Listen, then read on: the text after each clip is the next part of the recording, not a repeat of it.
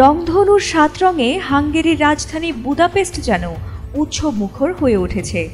হাতে রংধনুর পতাকা নিয়ে রাস্তাঘাটে যেন তিল ধারণের কোনো ঠাঁই নেই। তরুণ থেকে বয়স্ক সবার হাতেই রঙিন ব্যানার, পোস্টার, আর তাতে লেখা আমি অবৈধ নই। প্রধানমন্ত্রীর দেয়া নিষেধাজ্ঞাকে অমান্য করেই নিজেদের অধিকার আদায়ে রাস্তায় নেমেছেন দেশটিতে বসবাসকারী সমকামীরা। আর রাজপথে নেমেই সমকামীরা দেশটির প্রধানমন্ত্রী ভিক্টর অরবানকে কিছু বার্তা দিয়েছেন।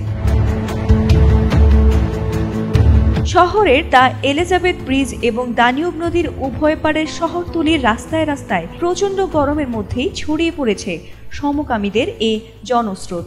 প্রধানমন্ত্রী ভিক্টর সমকামীদের প্রচার বা সভার বিষয়ে নিষেধাজ্ঞা দিয়েছিলেন, আর সেটি এই কর্মসূচিতে আরও বেশি মানুষকে অংশ নিতে উদ্বুদ্ধ করেছে বলে অংশগ্রহণকারীরা জানিয়েছেন। গত বছর এই কর্মসূচিতে অংশ নিয়েছিলেন আনুমানিক ৩৫,০০০ মানুষ, আর এবার অন্তত ১ থেকে ২ লাখ মানুষ রাস্তায় নেমেছেন, যাদের বেশিরভাগই তরুণ। এবার অনেকেই প্রধানমন্ত্রীকে হাস্যরস করে ব্যানার বহন করেছেন। গত ১৫ বছরে তিনি সমকামীদের ওপর যে নিষেধাজ্ঞা চাপিয়ে দিয়েছেন তার বিরুদ্ধে এবার কর্মসূচি অনেকের কাছেই ছিল শান্তিপূর্ণ প্রতিশোধ। দেশটির পার্লামেন্টে প্রধানমন্ত্রী অরবানের সংখ্যাগরিষ্ঠ দলের পাশ করা একটি আইনের ভিত্তিতে এ ধরনের অনুষ্ঠানের ওপর নিষেধাজ্ঞা দেওয়া হয়েছিল। এ আইন অনুযায়ী শিশুরা দেখতে পারে এমন কোনো জায়গায় সমকামিতার প্রচার বা প্রমোশন নিষিদ্ধ।